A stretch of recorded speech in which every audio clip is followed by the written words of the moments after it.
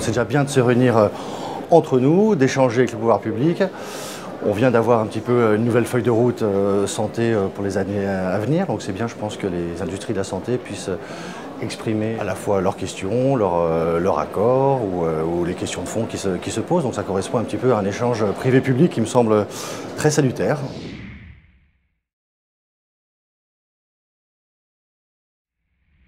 Le diagnostic, c'est la première étape. C'est vraiment on a tendance à dire que sans un bon diagnostic, la médecine peut être aveugle. Donc l'idée, c'est vraiment d'être à l'interface entre le patient, le biologiste et le médecin afin de mieux guider la thérapie du patient.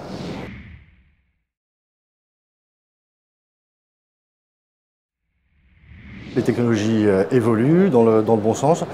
Je pense qu'un premier enjeu, c'est d'abord de pouvoir réduire le délai de résultat pour donner une information pertinente et rapide aux médecins afin qu'ils puissent assurer le bon traitement en temps et en heure.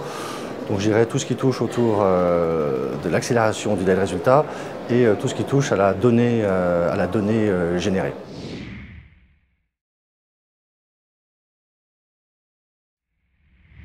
Ce qui serait intéressant, c'est qu'on continue un peu cette approche de suivre le patient, on va dire, du diagnostic jusqu'à son traitement. D'avoir une approche assez globale et de ne pas regarder étape par étape, mais d'avoir une vue globale.